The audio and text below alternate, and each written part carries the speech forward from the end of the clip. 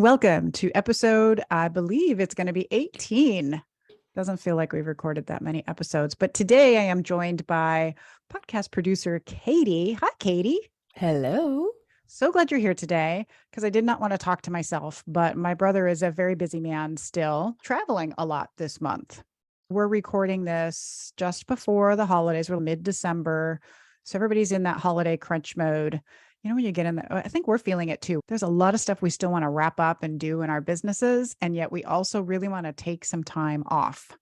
Yes. So today I thought what might be really helpful is to talk about, this is that time of year when it's time to plan. It's actually my favorite time of year because of planning, not so much because of holidays. I know that's really weird, but I'm super excited about the planning part. So, and this Me is when too. everybody gets excited to do it. I know you're equally a lover of planning, aren't you? I think that's probably one of the reasons we get along so well. It just might be. Yes. Welcome to The Belief Shift, the show that explores what you really need to know about building a successful small business. I'm your host, Camille Rempe, small business coach and consultant who spent too much of her career working in corporate business performance.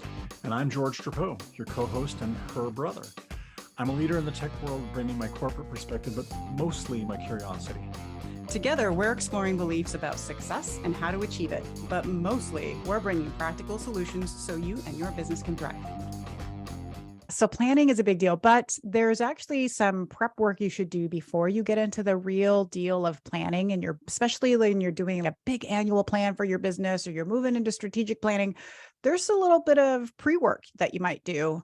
I include it in the planning process when I do that with clients, but I don't know that people, if you're out there on your own getting ready to do some planning, maybe these are some steps that you hadn't thought about doing before, or even if you're not, whatever it is you're about to do or not do in planning in your business, these are some steps that you can take right now that will help you get ready for 2023. It's really a reflection process that you just walk through, answer some questions for yourself. That'll really help you both. There's a sort of a personal perspective on this. So especially as a business owner, this is really important. But even if you're listening and you're like, I'm not a business owner, but you're a leader in business, this process applies no matter what. You still would want to go through these steps. So we're going to walk through them.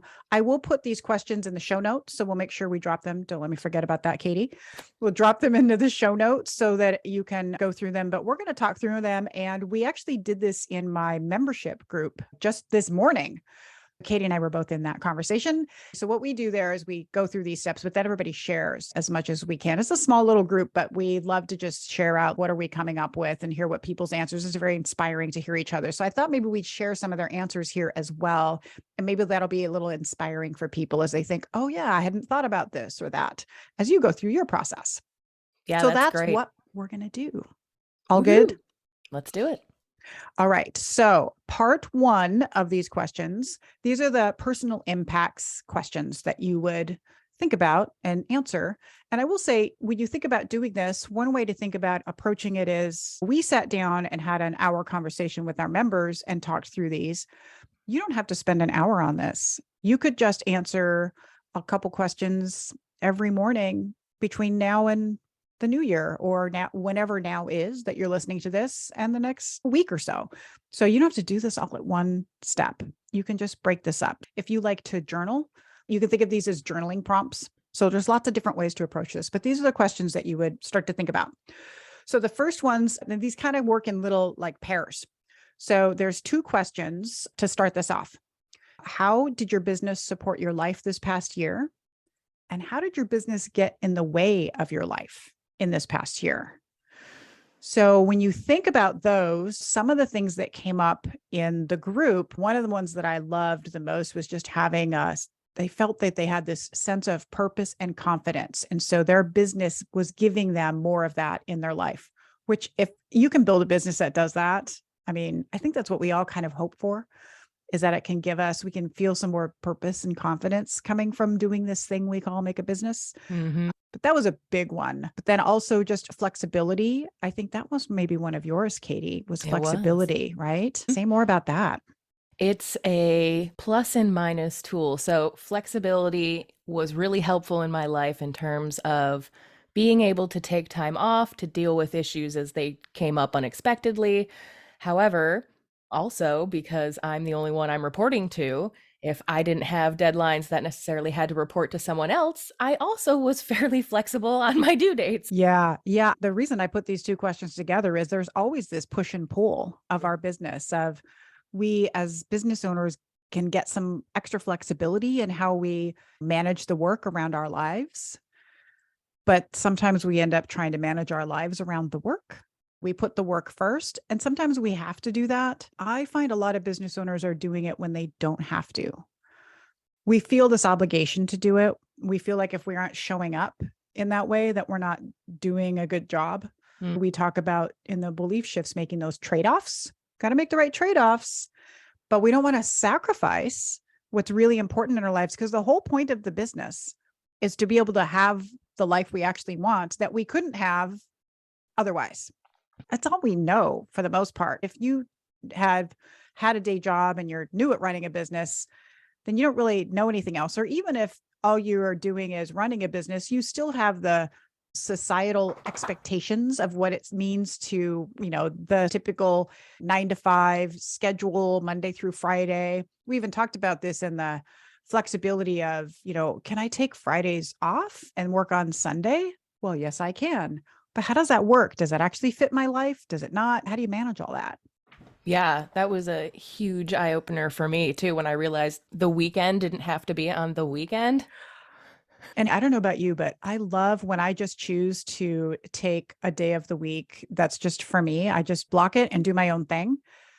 And I almost feel like I'm cheating or something, like I'm doing something that other people don't get to do, right? I get Yeah. to be out here doing something other people don't have the freedom to do.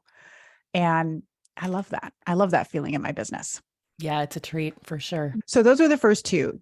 How did your business support your life? And then how did your business get in the way of your life? And again, if you're not running a business, it's how did your work support your life? And how did your work get in the way of your life? So then the next set of questions are around learning. What was your most significant learning about business in general, or your business or your company? The second learning is about yourself. What did you learn this past year about yourself? So what did you learn about business? What did you learn about yourself? And some of the great things that came up in our conversation was, I loved this one where she talked about how she learned, it was sort of a combo answer about her and her business, right? She learned that she could do sort of hard things. She could do things that she felt scared or intimidated about doing them, but she realized that she could do them and that she was good at them. And then how that helped her grow her business. Like both of those things happened at the same time. Like you can see the connection of them now. It's so obvious. Well, of course, that's what would happen. But when you're in that moment of, I don't know if this is the right next step to take in my business. I don't know if I should do this thing. I'm feeling, intimidated. I have this hesitation around it. It doesn't feel like that at the time. You don't feel of course, I just go do that thing because it will grow my business. All you feel is the tension of, is this going to work? Am I going to be able to do it? Yes. So I loved that one in particular, just as what did she learn? Because it was just so powerful. Some of the other things that came up around this learning question were about, it was kind of a combination of these two ideas fitting together, which was the building your business one layer at a time and the value of micro moves. We emphasize this a lot in the membership. How do we focus on just these very small moves as a way to really make big gains overall in our business? And so the conversation was how if I make a small move, then if I fail, it's not as big and it's much easier to overcome. And it also can set up some momentum to make some bigger moves. I don't want to have people think that micro moves are the only thing you ever do. What you're doing is you're using them to build the momentum and the confidence and get that foundation built to make a bigger move. There are some leaps that you want to be able to take in your business. But I think we emphasize in general, the conversation always seems to emphasize, you've got to just take massive action and make these big moves. We're undervaluing the importance of all the small stuff that has to happen that we should be focusing on. And it's so intimidating to just be like, I have to always be taking massive action on everything.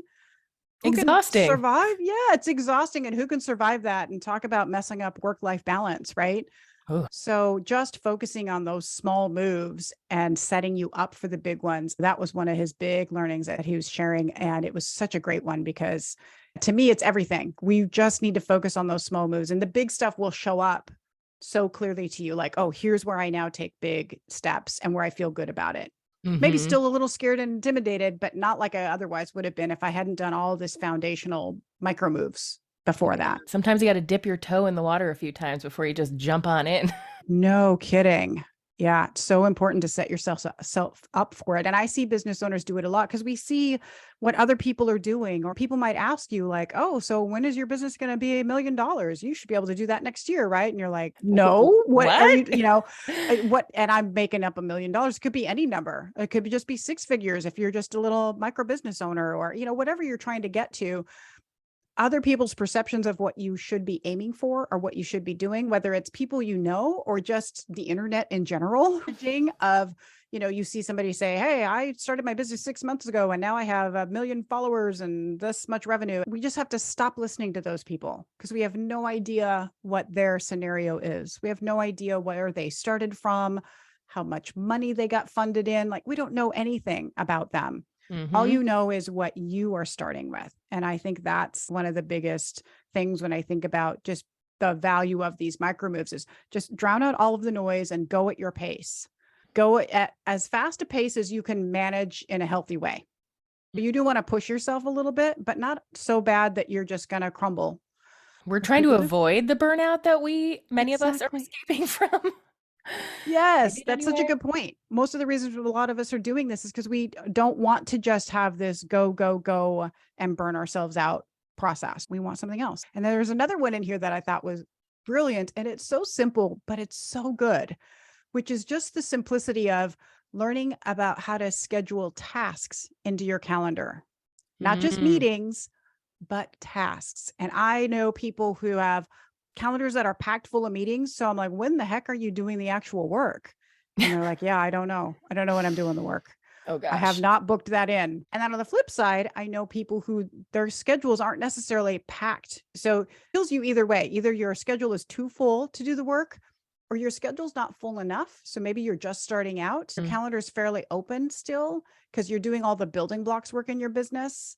So it's not that you're tied to a schedule, or maybe your business doesn't run on this schedule of things on your calendar, but because you still haven't scheduled the task, you feel like I have all the time in the world to do those tasks, but you didn't Mm. schedule them. So you don't have any personal accountability and you don't have a Yes. reminder and you don't have any of the structure you need to do that work. Yep. Say you're going to do it on Monday and then suddenly it's Friday again.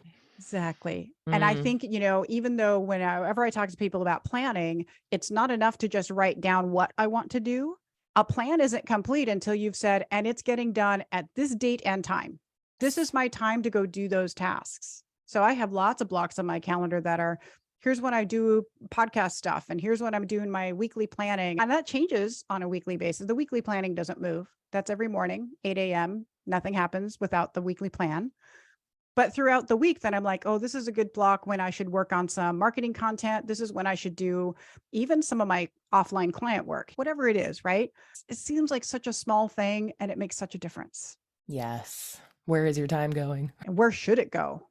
All right. So the next set of questions are around emotions. What words really describe emotions of 2022? Just go through the year and think like, how did I feel about last year? And Mm-hmm. just writing all those just one word emotions down.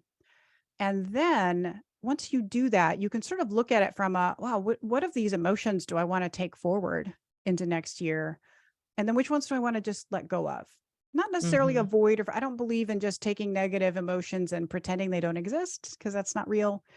But there's definitely an aspect of I can let go of that negative feeling. I don't need to take that with me. It's not really serving me. Or maybe you're going to flip it around into a positive. So that process, people brought up all sorts of great stuff in the conversation. And it's always the yin and yang, right? So it was progress and stagnation. Was that yours? That was me. That Yeah. was you.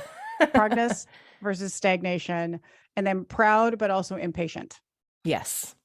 That also, I think, might have been me. I'm not good at planting the seed and then waiting for it to grow patiently. I trust that the process is working. I just would like to be more involved in seeing that it's working.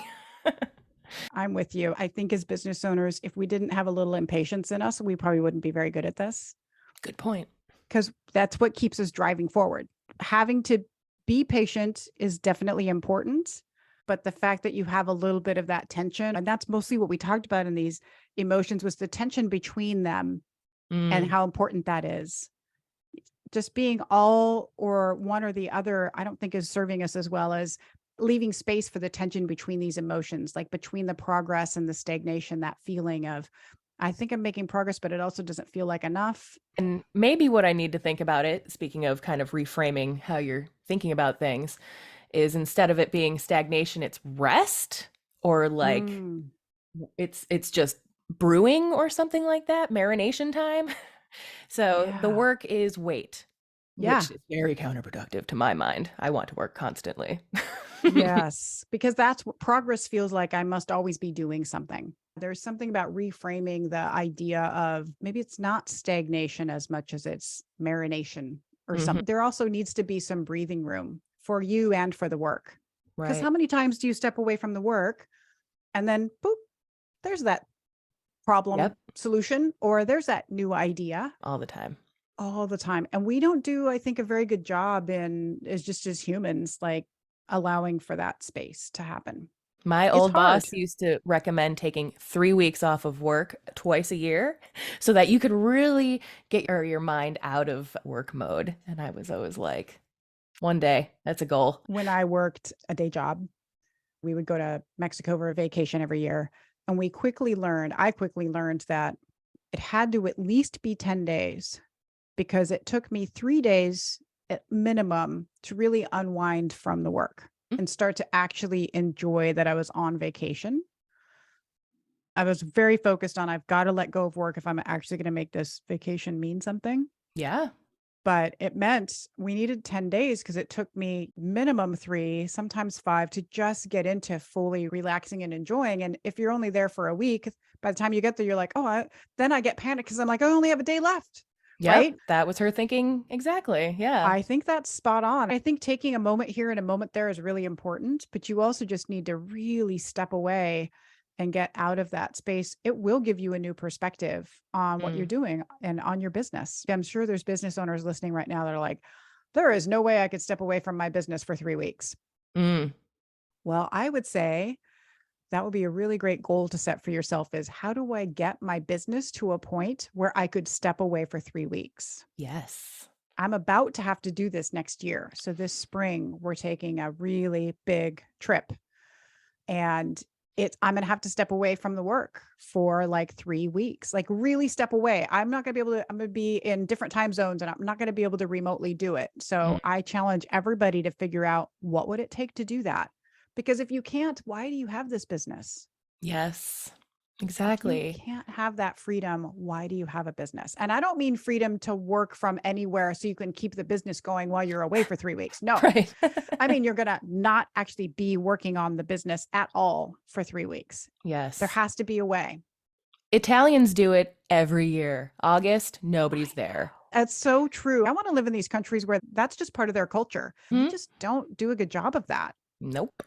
But it's possible, people. So let's see. Some of the other words that came up were excitement and breakthrough. Oh, this was really funny. So surprising. Two people came up with surprising. That was one of yours. And then it was Mm-hmm. also somebody else's. Surprising in a Yeah. good and bad way. In a good way is really how it came up. Even bad surprises can lead for, opportunities that you just didn't plan for. But mainly it was like good surprises, like, oh, I didn't anticipate this going so well, or oh, I reflected on this and it actually did do better than I thought. So I guess I'll do more of that in the future.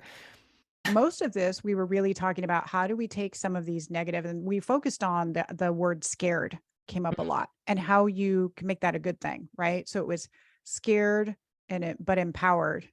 Somebody said they wanted to carry forward scared in a positive way. Like, I don't ever want to not feel a little bit of that fear or hesitation because Mm-hmm. I think that's what's fueling us, right? But not letting that go too negative for us, not having it hold us back. But it was, how do we find the positive and what we think of as a negative term, which is being scared? Because being scared can actually be a good thing.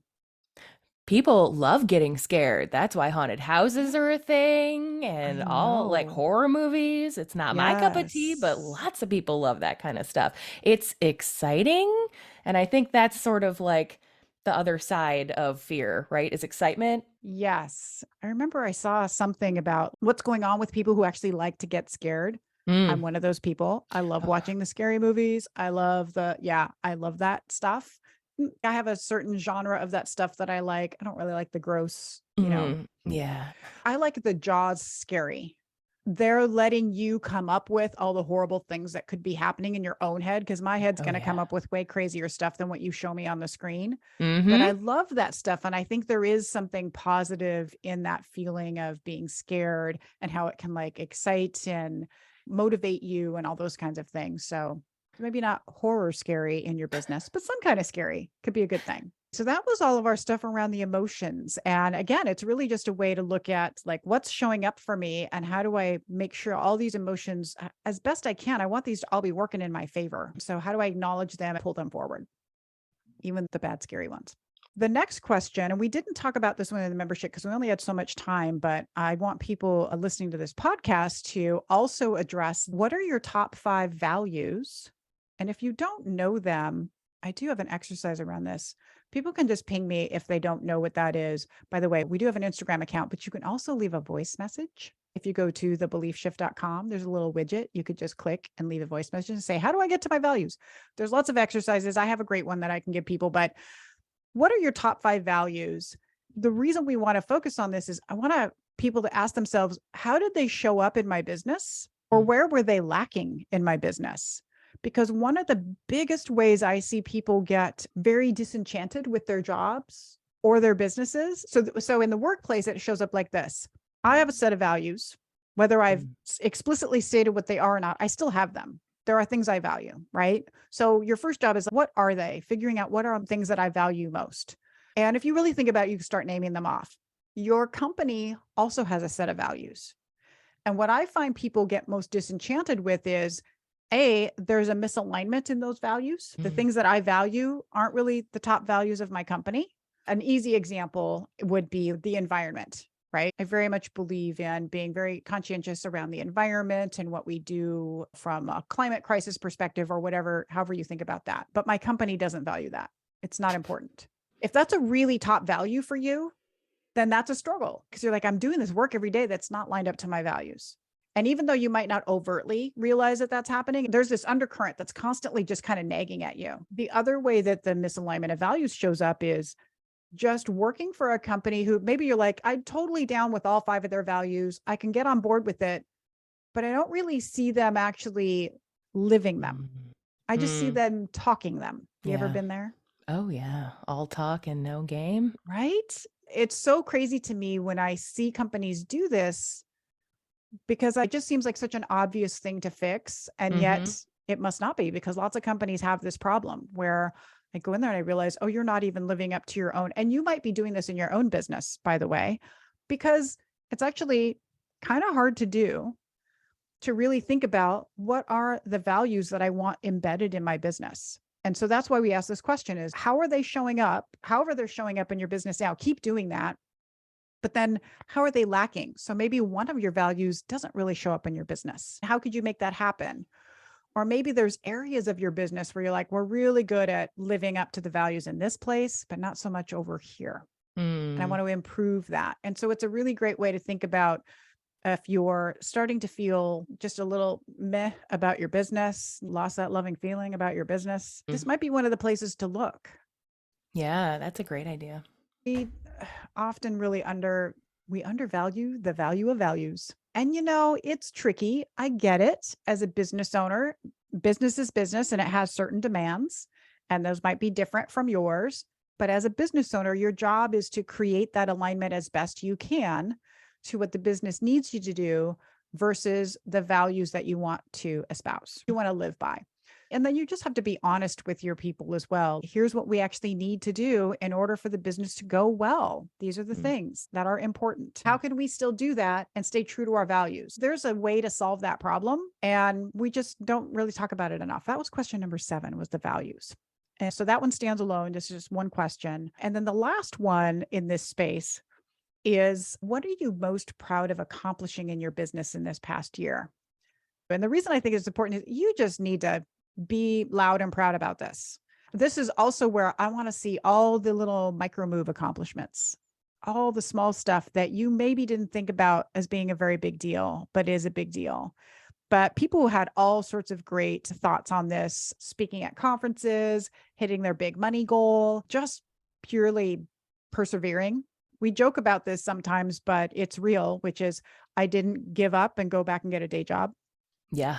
Big accomplishment for many people. Having self-compassion for themselves, launching new services, hitting subscriber goals. For you, Katie, it was doing a podcast consistently for an entire year. Yes. Like, congrats to you. Because now that I'm doing this, I'm like, holy moly, girl, that is some work. It is a little bit of work. True. Yes. A little bit. I wish the listeners could see your face as you said that, where you're like, it's just a little bit, with your eyes wide open, like, oh my gosh, it's so much work. Let's see. What else did people say? Oh, somebody had like tripled I didn't realize that she had tripled the growth of her business. Holy moly. What an That girl is on accomplishment. fire. I know. She's still a little baby micro business, but she's just one human making it all happen. And she's a full-time mom. So Yeah. yeah, she's killing it. Presenting for the first time in front of 15 people. Such a big deal, right? Yes. I mean, any number of people when you're first presenting, it's so nerve-wracking. Yes. Starting a newsletter, selling out an event like super fast. I mean, I was trying to go to that event and then I was like, what? You sold out already? Shoot, I got to pay attention. Another business owner she's just getting started this year. So I just got her launching her business. Her big one was just meeting with clients, which by the way, if you're just getting started, number one thing is just start helping people. Nothing will motivate you more than just starting to help people. And especially if you're in like the coaching, consulting kind of business and you're like, should I do it for free? My advice is, yeah. If you're just trying to stand up the whole, how do I make money out of it part, and you can either do it for free or on the cheap just to get some wins under your belt. It's not just about, I need to show that I can do it. It's about what it does for you, how it fuels you and how it informs. Nothing is more informing than actually doing the work. You can outline all the like frameworks and processes and plans and steps and coaching packages and whatever you want. But when it comes to just that service, nothing tells you more about how to build your business than you starting to do the job of serving clients. So that's my little tidbit. Anybody who's in the like very early baby steps of doing this. Yeah. And then that last one was just like, nobody gave up. I know that sounds silly, but that's kind of where most of us are usually at, is every once in a while there's this like, oh, am I done? Am I making progress fast enough? Should I keep going? And I know people on the other side with bigger businesses who they are successful, they are making enough money, and they're still like, do I keep going? Do I still like it? Do I still want this business? And I say the answer is always yes, but in what way? Yeah. Like, what do I want it to be next? That's hard to do. It's hard to take that off ramp into what you want it to be next. But I think it's an important thing to keep asking.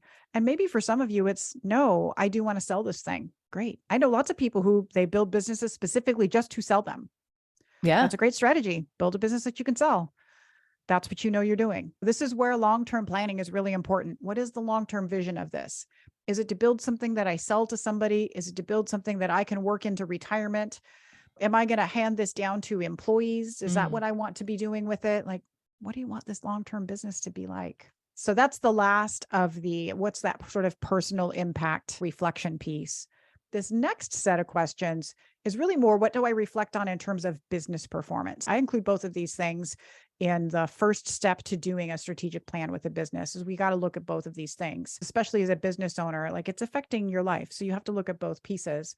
We did not have time to do this in the membership today. So we're just going to be running through these with some of our own answers, Katie, on the fly. Great. So there's topics to cover here just from a general sense. And there's a lot of nuance and detail underneath all of this that we're not going to have time to get into. So I'm just going to I just tried to simplify this as best I could into kind of these 5 buckets. The first one is just looking at your overall performance on your top objectives or goals in your business. When you set out for the year last year, there's stuff you wanted to get done. Number of clients, maybe a revenue goal, maybe launching a new service. There's stuff you wanted to do. And so we really want to reflect on what were the results that you got. That's sort of the simple one, like, how did I do? But what I really want you to look at is not just the what, but more of the how and what's underneath it. Because if all we do is look at outcomes, we're going to miss so much in this reflection process. So it's what did I want to achieve and how did I do? But here's the 3 things I really want you to think about. So the first one is, how many of these results that I got in my business did I get in the right way? Mm. This kind of aligns back to, were my values present in how I achieved those goals?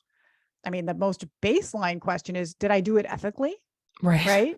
But that's a real question. Like, it's really Mm. easy to have made progress in business, but not feel good about it, not Oh, have it be yes. ethical or aligned to your values is the next level, or just again, in a way you felt good about.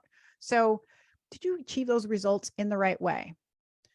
The second part of this reflection is, could you repeat that? Like, the way you got those results, could you do it again? Is it a Mm. repeatable thing? If it's not, that's a potential problem in your business. You should be building things that can repeat making money for you. That's Mm. is how you end up growing your business, is that I can sell more of, do more of this thing, but I do it better and I make more money. So it's got to be something Yes. repeatable. And then the last part of this reflection on the performance to your goals and objectives is, how much luck was involved? There is always luck involved in business, and we do not talk about it enough. So when you see another business and you're like, how are they doing that? Oh, there's probably some luck going on over there. And then some of us are like, not so lucky, right? Some Right. people are like, well, where's my luck? When am I going to be lucky? Mm. Now, what I think about luck, my philosophy on this is, luck is all over the place. And you're either ready to take advantage of it or you're not. And that's Mm. really what your job is as a business owner. I'm making a plan and I'm preparing my business so that when opportunity strikes, when luck shows up at my door, I can actually take advantage of it. Because Yes. some people are not ready or even looking or ready to handle it, and it just passes them by and they miss it. Oh, so often the case. Right? I think that we really underestimate the role that luck plays in our businesses, because we want to feel like, well, I'm in control of all of it. You're not. When people are like, oh, I'm never lucky in my business, I think it's because you're not looking for it. Like, you Right. have to be looking for the opportunities and you have to be willing to make the proper assessment about them and whether that's your kind of luck or not, too. Like, you shouldn't say yes to all the luck. But if it's really lucky for you, then it is right. It is the right thing for you to take advantage of. Mm. So I think really looking at all of your success and asking yourself, what role does luck play in this? And am I really set up to continue taking advantage of it when it shows up? I think it should be a very freeing thought in your head of, okay, I'm not in control of everything. I know what I can control and I know what was sort of just up to luck. And that's a good thing for you to understand as you go forward, because it also helps you understand, like, well, maybe next year I'm just less lucky. And that's part of why I'm not doing as Mm. well. It doesn't mean you don't keep trying and doing all the work, but it does have a role to play. If we were in control of everything, all of our businesses would be performing exactly the way that we want them to. And maybe kind of boring. That's a good point. Yeah. Without luck, things would be a little bit boring. Without surprises every once in a while. I That's usually when know. you're like, do I need to start another business? Do I need to quit?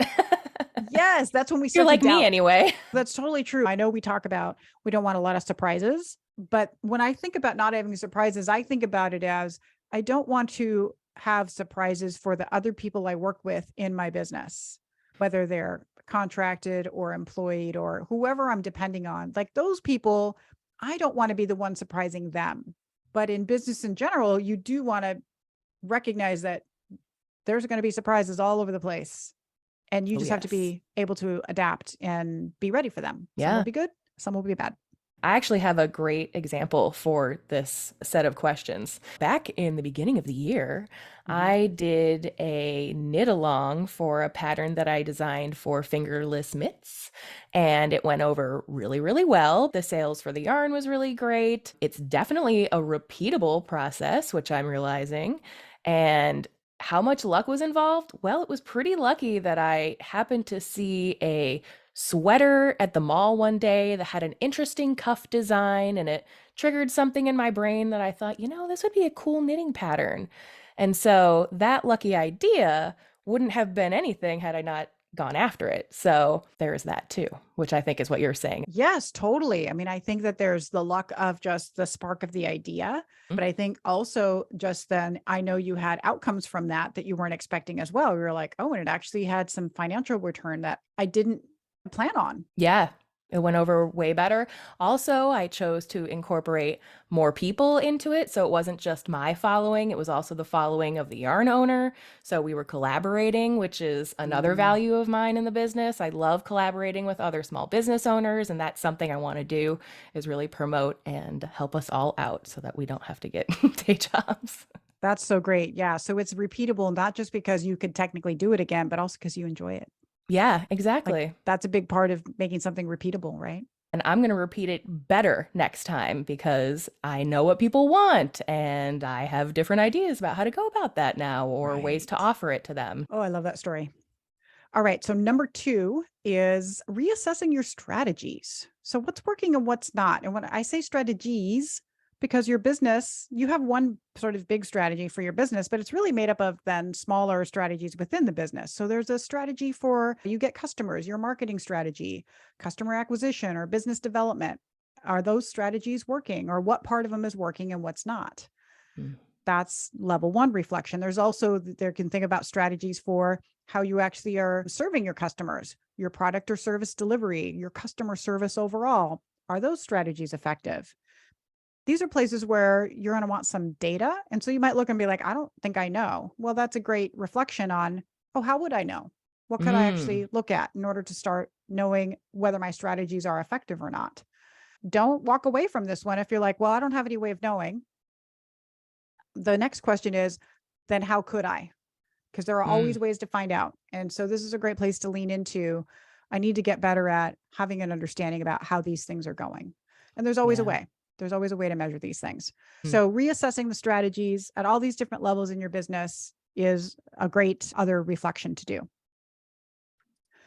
Number 3 is probably least exciting for most people, which is the analyzing your finances. I think of this in the big picture way of just get a clear picture of where did the money come from and where did it go to? Financial people are like, use the proper language, cash flow, and blah, blah, blah. But I just like to think of it simply as just reflecting on, because there's another level of financial analysis that you should be doing with your accountant or whatever, depending on how big your business is.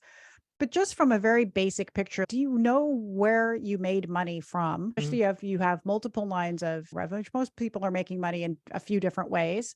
Do you know where the money was coming from? And also then what was the biggest bang? What's the biggest ROI or return on investment? And then where's all that money going? And that reflection on just what does that picture look like will help inform decisions for next year. Even as you do this reflection, you don't have to make any decisions. You just have to put information down. Like, this is what happened. Just very non-judgmental. This is just a situation, right? Just facts. Number 4 is an operations review. So how well are things running on a daily basis? Where are your processes and systems working for you, and where do they need some improvement? And this is just both day-to-day of how you as a business owner are operating in your business, but also just generally how it's running for others. So if you have employees or for your customers, is it a nice, smooth, easy, seamless process? There is certainly something in there that's not. So this is just a reflection on how's it going operations wise. Efficiencies, yes. I know. You'll notice that the operations review and looking at how the business is running, this is sort of your operational effectiveness or efficiency. And notice that that's not a strategy. Like, that's just foundational to how your business should run. And some businesses, big and small, make the mistake of thinking that if I just get more efficient, that's my strategy for the year. It's like, nope, you should just be doing that. Your strategy should be about growth, not about this, or about stability, like something that's not just about, I should just run my business better. You could efficiently work on something that goes nowhere. That's true too. Yes. So yeah, you need to have strategies, but then also be working on this operational performance part of your business. And then number 5 is how you implement your strategy. So this is how good are you at pursuing your goals? Well, setting, pursuing, and achieving goals. So there's these layers. And this comes down to your systems and processes for planning. So do you have good cycles of planning around daily, weekly, monthly, quarterly? There's different types of planning that should happen at those different times. But having good systems and processes for that is important because, again, you don't want to just plan once for the year and then walk away. You got to keep it going. Planning is a forever thing. And also, what kind of tools or apps are you using that are helping you with that planning? Katie and I just talked about, we're going to do a whole podcast that's just on our favorite tools and apps that we use in business. yeah. So that'll be fun. And then are you setting aside enough time for the planning work? And remember, we've talked about this before, about planning is the work. Planning isn't separate from the work.